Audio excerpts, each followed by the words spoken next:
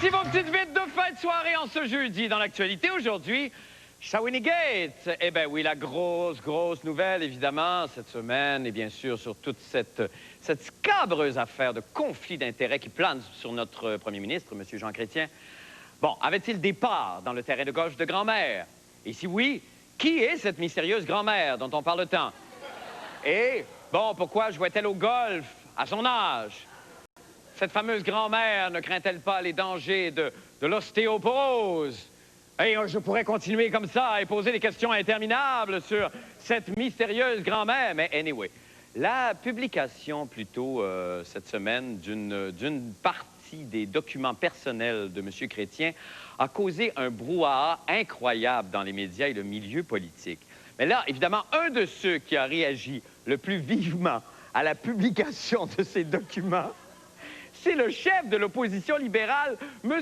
Jean Charest. Et croyez-le ou non, à la minute où on se parle, on a une vidéo de M. Charest et de sa réaction. Regarde. Moi aussi, j'ai des scandales et j'aimerais tellement qu'on s'occupe de moi. J'ai des documents compromettants. Si vous fouillez, il y a même des brassières, des bobettes de mineurs, des photos de tout nu, absolument. Tout est là. Je veux de l'attention. Je veux qu'on m'aime, Monsieur le Président. Comme il... Non, mais, de toute façon, comme il fallait s'y attendre, des déclarations chocs de M. Charest ont provoqué une violente vague d'indifférence. Maintenant...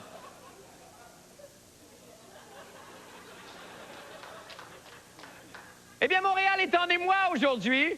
Et pourquoi Montréal est-il en émoi, me demandez-vous juste? C'est que, voyez-vous, la jeune chanteuse Charlotte Church, de passage en ville, yes! Vous la connaissez pas, hein? Eh bien, vous devriez. Parce que Charlotte Church vient du pays de Galles. Oui, c'est comment on appelle ça? C'est une galeuse, j'imagine, une galeuse.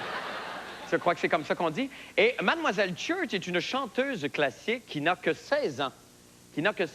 Et partout dans les pays anglo-saxons, on la célèbre vraiment comme une prodige du chanté pointu. Mais c'est une femme éminemment sympathique, constatez par vous-même son grand talent d'ailleurs. Je l'ai rencontrée ce matin. Est-ce que je l'ai rencontrée ce matin ou je ne l'ai pas rencontrée? To our show, Mrs. Church, which is called the Grand Blanc avec un chou sur noix. Ah, yes, it's like, okay, well, anyway. Maybe should I say the Grand Blanc avec un chou sur noix? Anyway, so your story is very like a fairy tale.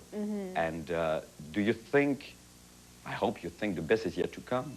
Well, I mean, it's just kind of, it has been like a fairy tale. It's been like, everything's happened so fast. Yeah, you look very grounded and... Yeah, I suppose I am. Because, I mean... That's a natural gift. Yeah, thank you. It's a pleasure. But, like, my family keep me grounded. Yeah. And my friends keep me grounded. And then when I go back home, I just do normal stuff. Like, I go to school. Okay, so really you're very normal. a regular, young... Yeah, completely. Beautiful young woman. Thank you. Oh, it's a pleasure. It's a pleasure. You're talking about your friends. Do you do like Leonardo DiCaprio when he's doing a movie and he brings his friends sometimes for a weekend? With, Yeah, I do. You do that? Yeah. Oh, yeah? Because my friend Joe's been to Australia with me. Okay. Kim's been to St. Lucia and Grenada with me. My friend Sophie came to the Grammys with me. How's Sophie, by the way? Sophie, right, have you ever heard of Sophie? Because I've mentioned her a couple of times on a couple of interviews. But anyway, she's really cool. Okay. She's wicked. Hello, Sophie's Sophie. really cool. Okay. What's the big story about the Prince of Wales? Everyone is Oh, telling my you that you're in love with him. No, and I'm that not. You're not in love with him. No. He's in love with you, I think. No, I don't think so. No, you don't. Are you sure about that? But, I mean, what happened was... He's so cute. I'm sorry, but No, he's so no, cute. I don't go for blondes. Ah, you go... Oh, No. I'm sorry. I can't be dealing with blondes. No, okay, you like the Latin type? What kind of man do you prefer? I've got a real big thing for Greeks. You are into Greeks? Yeah. Just dark. Okay, the dark, mysterious type of man. We're kind of like that. What is the most exciting moment you have experienced in your life? Apart man, I don't want to go into your private life because it's, I know man is a very strong experience. Well, no, there was, meeting the Pope was like, wow, it's the Pope. Oh, yeah? Yeah, that was amazing. and meeting the Clintons. That was really cool as well. How was the president with you? He was really, really, really lovely. I hope so. He was really, really nice. Okay. And Chelsea was cool as well. Yeah. We were just chatting, and she was very, very natural. And then Prince Charles is really nice too. Yeah. Yeah, you told that he's more, he looks... Yeah, he's more kind of like kooky than because I thought he'd be like really stuck up or something.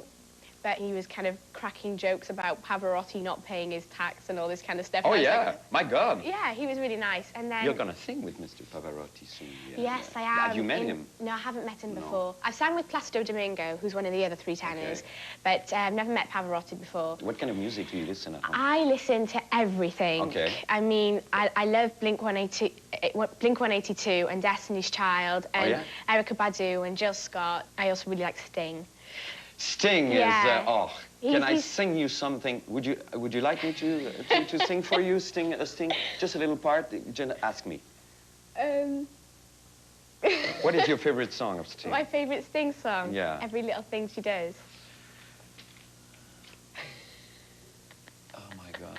Every little thing she does is magic. Every little thing turns me on. Even though my life was full of tragic, now I know my love for her goes on. Very good. It's a very pleasure. Good. It's just a pleasure. My God. I love that one. That's my favorite one. Okay, yes, he's a... Have you met Sting? No. Yes, I did. Yes, I did. Oh, you did? I did. You just remembered. Yeah. Oh, I met him in LA. in LA? Yes. Okay. And he was really cool. Okay. He was really nice. Okay. Well, I'm going to leave you because I know you have some shopping to do, and you have not many hours. No. So you're going to buy shoes and clothes and clothes. And just do it as you know, as you're feeling. And well, I hope it's going to be very nice for you and very well, and you're going to be healthy and happy and woman married and happily married with a lot of kids and doing acting career. Thank you very much. Thank you. Thank you. Oh, that was cool. Oh, thank you very much. Interviewer. Merci beaucoup. Merci. Bienvenue au Club La Brèche. Alors, bon, évidemment, Daniel Thomas, bonsoir. Bonsoir. Paul, bonsoir. Bonsoir. Je veux juste spécifier avant qu'on commence le club que Charlotte Church, dont on vient d'entendre l'entrevue, va être en spectacle demain à la Place des Arts. Alors, c'est la raison de sa présence à Montréal. Et là, ce soir, dans l'ultime épisode de la télésérie Deux Frères, il a choisi l'amour plutôt que l'Afrique. Mesdames et messieurs, entretenons-nous avec Daniel Thomas. Daniel Thomas. C'est sorti drôle. Daniel, comment vas-tu? Ça va très bien. Ça va bien. Merci Oui. d'abord d'être au club et de Très te prêter à ce qui va suivre, dont je ne connais pas la teneur du tout. On a reçu Élise Guilbeault en début de semaine, évidemment, qui a dit que la série Deux Frères avait littéralement changé sa vie. Ah, oui. Est-ce que c'est la même chose pour toi? Oui. Mais en fait, oui, ça m'a permis de faire des rencontres assez exceptionnelles. Ben oui, j'imagine. Hein? Ben oui, hein? Il y a tellement de monde sur un plateau. Ben, c'est ça. Oui, et puis, en fait... Et c'est peut-être ce qui est extraordinaire, c'est que 4 jours, alors ça, c'est comme dirait une amie à moi, c'est the American Dream, parce que 4 jours après ta sortie de l'École nationale... It's a fairy tale. It's a fairy tale. It's a very beautiful story. Tu as été engagé pour la série Deux Frères. Oui. Tu venais à peine de sortir. Chose rarissime pour un acteur québécois. C'était quelque chose parce que, veux pas, après 4 ans d'école, il y a un vertige, hein? Quand tu sors de l'école, tu sais pas qu'est-ce qui va t'arriver. Puis là, en fait, on a tourné 2 années. Oui. Ça a été formidable. Et là, j'arrive à ce vertige-là que j'avais pas connu encore. OK, alors là, tu vis ton deuil de l'École nationale. Ben oui. Et qu'est-ce que tu as envie de faire? Enfin, je veux dire, je sais que ça se pose pas toujours comme ça, parce que là, il faut vivre et je t'avoue travailler. qu'après 4 années à étudier le théâtre, j'ai hâte de goûter à ça. Paul, vous allez avoir votre tour, Paul, Seigneur. Déjà. Ben oui. Qu'est-ce qu'il y a? Ça vous pique? Excuse-moi une seconde, Ah oui, pour Daniel. vrai? C'est bon? OK. Excuse-moi, Daniel. C'est pas grave. Alors donc mais tu n'étais pas destiné à faire un cours de comédien parce que tu avais pris un cours de technique policière, je pense. Oui. En finissant en secondaire. Ben, c'est qu'on n'est pas bien préparé, je trouve, moi, à la fin de secondaire, à savoir qu'est-ce qu'on va faire pour les 40 prochaines années à venir. Non, effectivement. Puis c'était un choix facile. Mes amis s'en allaient là-dedans. Puis, tout le monde allait en technique policière? Oui. Ah oui? C'est encore à mode, ça, aller en technique policière? Il y a 10 ans, ça l'était, en tout cas. OK. Et donc, toi, tu as terminé ton cours en technique policière? Non, j'ai pas terminé. T'es pas un policier officiel? Non, j'ai fait 2 ans, 2 années, puis après ça, je me suis intéressé au théâtre aussi. Bien, je me rends compte que j'étais déjà intéressé. Et le revirement s'est fait comment? C'est que je me suis fait un ami en technique policière qui aimait beaucoup le théâtre, puis là, je me suis mis à lire des pièces. C'est là que j'ai lu Cyrano de Bergerac. OK.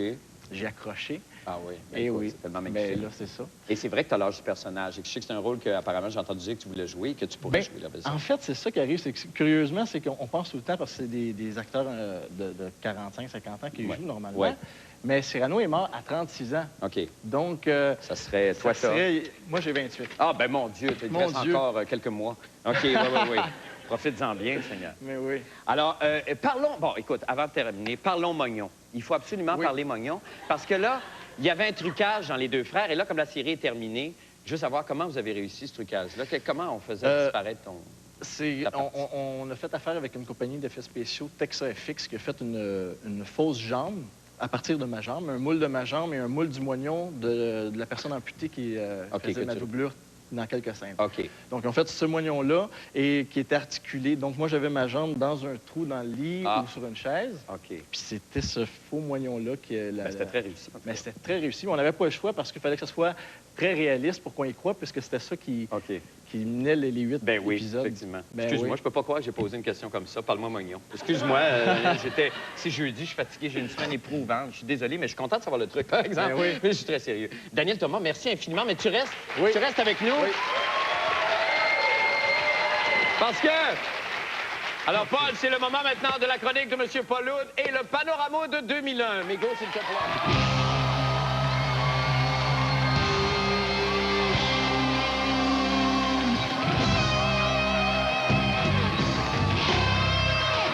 Paul, mais d'abord, c'est beaucoup de courage de vous présenter comme ça. Et vous allez comprendre pourquoi, Marc et Daniel, je suis obligé de porter cette armure. Bien, c'est l'hypothèque, entre autres. En partie. Dans 2 semaines, Marc, on va connaître le nom de notre plus belle phase de carême. OK. Puisque dans 2 semaines, ce sera jeudi saint. Ah, ben oui, effectivement. Et ce sera la fin du carême à ce moment-là. Stéphane Dion mène encore largement le concours La plus belle phase de carême.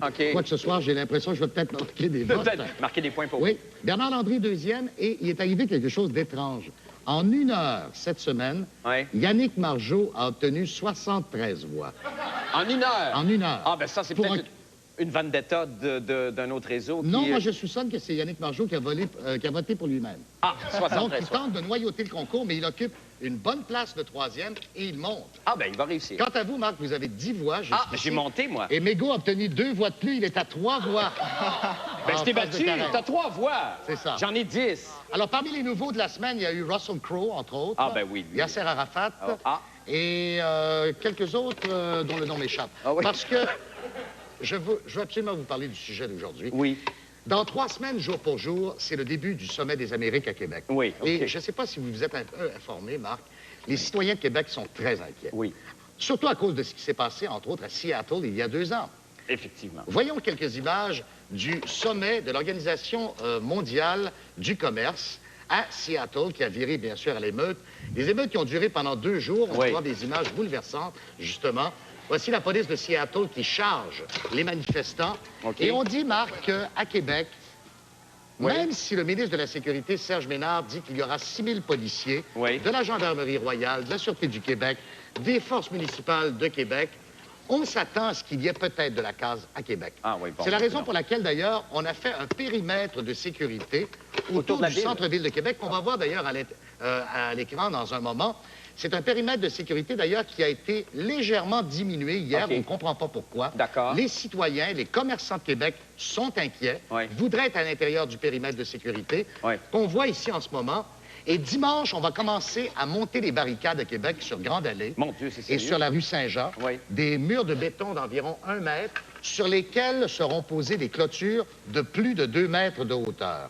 Donc, Québec deviendra une ville fortifiée. On parle déjà de la possibilité d'utiliser des balles au plastique, du gaz de poivre pour repousser les manifestants Et moi, ce soir, c'est un véritable plaidoyer. Oui. Je pense qu'on devrait élargir le périmètre de sécurité. Oui. Car dans le fond, ces gens-là vont venir de partout à travers le monde, les manifestants. Oui. Peuvent rentrer par Saint-Lambert. Ben oui, effectivement. Daniel, tu Tous devais les à quel semaines, endroit? même à Québec. À Montréal. Peuvent rentrer par Montréal. Par Montréal. Peuvent rentrer par Québec. Ah ouais. Par Rosemère. Rosemère, c'est plus difficile. Oh, ben, je ne penserais pas. Oui. Donc, moi, voici le périmètre de sécurité que je suggère d'installer pour le sommet des Amériques. Il s'agit d'une zone qui irait de Natashquan, sur la Basse-Côte-Nord, Oui. jusqu'à l'Outaouais Oui. et à Povognituk, dans le nord-ouest, D'accord. et jusqu'à la frontière américaine. D'accord. Évidemment, nos téléspectateurs de l'Abitibi vont dire, oui, mais on est tout seul. Mais vous êtes habitués à l'Abitibi, merci. Ben C'est oui. un petit gag. Ben oui. Alors, pourquoi ne pas défendre la ville de Québec avec les méthodes traditionnelles? Québec était une ville forteresse. C'est tout à fait juste. Québec est une citadelle. C'est tout à fait juste. Revenons aux méthodes du Moyen Âge, Oui. c'est-à-dire l'huile bouillante, les arquebuses et, bien sûr, la fameuse... comment on appelle ça déjà? Une catapulte? La catapulte. D'accord. Dans, OK. dans lesquelles catapultes, Marc, on Oui. plaçait, Daniel, des cadavres des manifestants tombés qu'on relançait aux manifestants dans le but des impressionner. C'est comme ça qu'on manifestait Oui. au Moyen-Âge. Oui. Ouais. Et dans le but de simuler une attaque de manifestants anti-mondialisation à Québec Oui. dans 3 semaines, j'ai fait appel à 3 manifestantes qui étaient à Seattle et qui vont simuler qu'elles nous attaquent en ce moment, alors qu'on est à l'extérieur du périmètre de sécurité. Mais c'est donc bien merveilleux. On va faire du mime? Oui, et ce sont de dangereuses manifestantes qui ont passé plusieurs années en prison, d'ailleurs, OK. qui étaient à Prague, d'ailleurs, lors du sommet du Fonds monétaire international. Et au lieu d'utiliser des cadavres, ce soir, nous Oui. allons utiliser, évidemment, des mannequins Ben oui, effectivement, ben oui. qu'on va lancer sur les manifestants. OK. Ça va vous donner une atmosphère... Excusez-moi, on va descendre le chapeau. Ça va nous donner... Non, le descendre. Merci. Ça va donc nous donner une atmosphère qu'on retrouvera peut-être à Québec. Ça vous protège beaucoup plus. hein, Alors, les- attention, attention! OK. Manifestantes, Qu'est-ce que à c'est? l'attaque! OK. Alors, les manifestantes... OK. Sommet des Alors là, allez-y! Marc, allez-y! Lancez. Qu'est-ce que je fais? Qu'est-ce que je fais? Oui, voilà. Exactement. Une autre? Avant Une le autre. capitalisme! Excuse-moi, Daniel. Avant les Ben, riches! excuse- Encore une autre attaque? Avant Attends. les riches! Est-ce que je lance? Alors, allez-y! Et voilà. Avant Encore les les riches. manifestantes repoussées. Avant les riches! Avant les riches! Ça va-tu? C'était excellent, ça, Marc. Ça va bien? Alors, attention, Ben, c'est allez sûr. encore. Allez-y encore. Allez encore. Attention. Oh, tiens. Avant les capitalistes! Alors, allez-y. Hey, Et là, avant Marc, les il y a riches. une arme ici que vous pouvez utiliser. Daniel, moi, est-ce je qu'il y a pense une- qu'à Québec... Avant les riches! Avant les riches! Mais c'est toi manifestants qui ont... Ah C'est non, extraordinaire. mais- Alors, ah oui, là, il y a une bataille, il y a un corps à corps. Avant! C'est l'affaire la plus... Avant la la plus... colonisation! Excuse-moi, Daniel. Merci, mesdames. Merci. On s'en va faire une pause et on revient avec Luc de la Rosselière. Restez avec nous.